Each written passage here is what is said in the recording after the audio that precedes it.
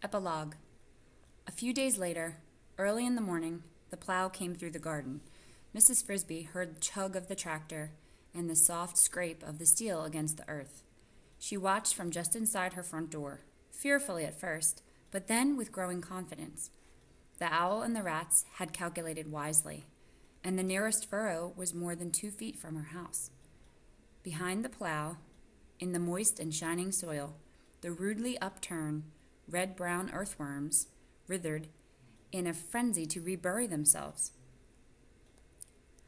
Hopping along each furrow was a flock of spring robins. Tried to catch them before they slid from sight.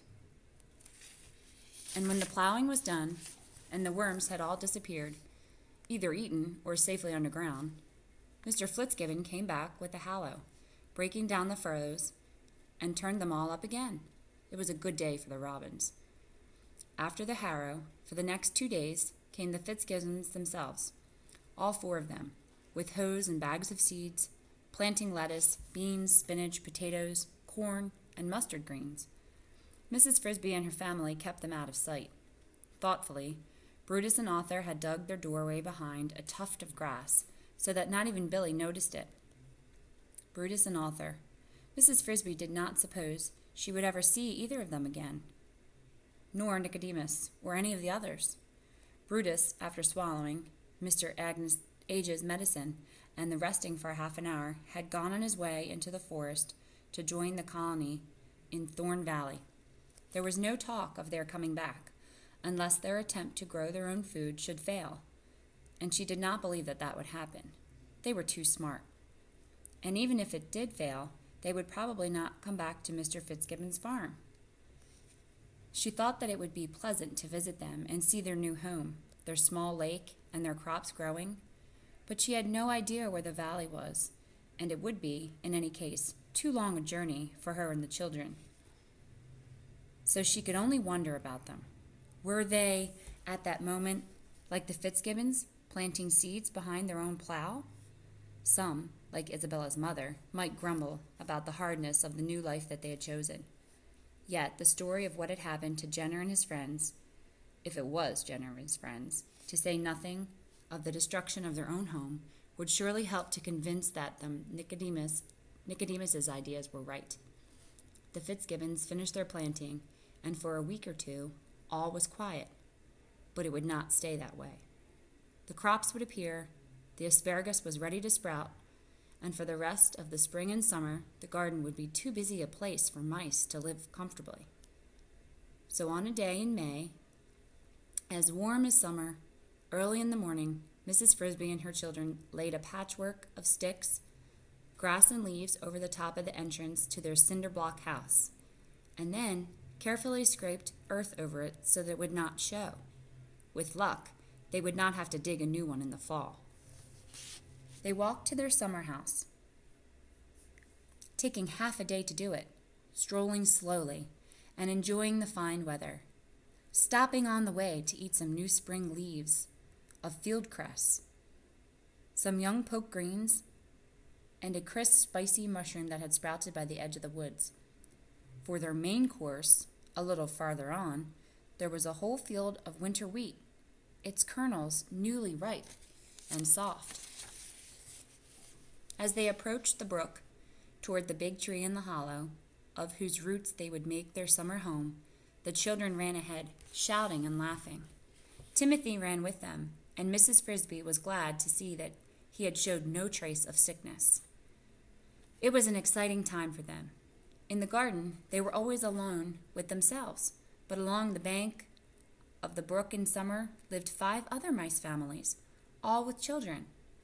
Within a few minutes of arrival, her 4 had gone with a group of the others down to the water to see the tadpoles swim. Mrs. Frisby set about the job of tidying up the house, which had acquired a carpet of dead leaves during the winter, and then bringing in a pile of soft green moss to serve as bedding for all of them. The house was a roomy chamber with a pleasant, earthy smell. Its floor was hard-packed dirt, and its wooden roof was an arched intertwining of roots, above which rose the tree itself, an oak. On her way to get the moss, she saw one of her neighbors, a lady mouse named Janice, who, like herself, had 4 children. Janice ran over to talk to her. "You're so late getting here," she said.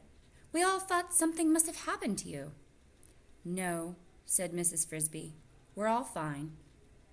"But don't you live in the garden?" Janice persisted. "I should have thought you'd be afraid of the plowing." "As a matter of fact," Mrs. Frisby explained, "they didn't plow the particular spot in the garden where we live. It's behind a boulder." "You were lucky." "That's true."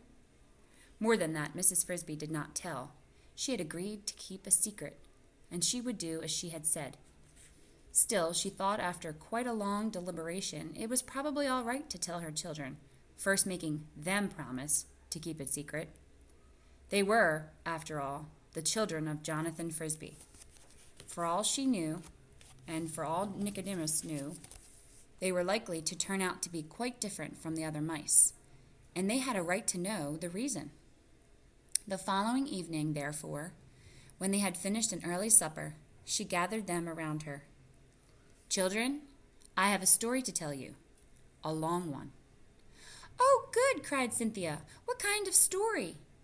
"A true one, about your father and about the rats." "How can it be about father and the rats?" Teresa asked. "Because he was a friend of theirs." "He was?" said Martin incredulously. "I never knew that." "It was mostly before you were born." To everyone's surprise, Timothy said, "And I thought he might be. I think Mr. Agnes was too." "How did you know that?" "I didn't know. I just thought it. A couple of times I saw Mr. Agnes leaving the rose bush, and I knew that father used to visit him a lot, but I never saw him near the rose bush." Probably, Mrs. Frisby thought, because he would have been careful always to leave through the back blackberry bramble, just so we would not see him. They sat down outside the entrance to the house, and beginning at the beginning, with her first visit to the rats, she told them all that she had seen and done, and all that Nicodemus had told her. It took a long time to tell it, and she talked the sun until the sun sank low, turning the sky red and lighting the tops of the mountains, beyond which, somewhere, the rats of NIMH were living. The children's eyes grew round when she told them about the escape from NIMH, and even rounder when she described her own capture and the escape from the birdcage. But in the end, the eyes of Teresa and Cynthia were filled with tears, and Martin and Timothy looked sad. Teresa said, "But, Mother, that's terrible. It must have been Justin. He saved Brutus and then went back, and he was so nice." Mrs. Frisby said, "It may have been Justin. We can't be sure. It could have been one of the others." Martin said, "I'm going to find out.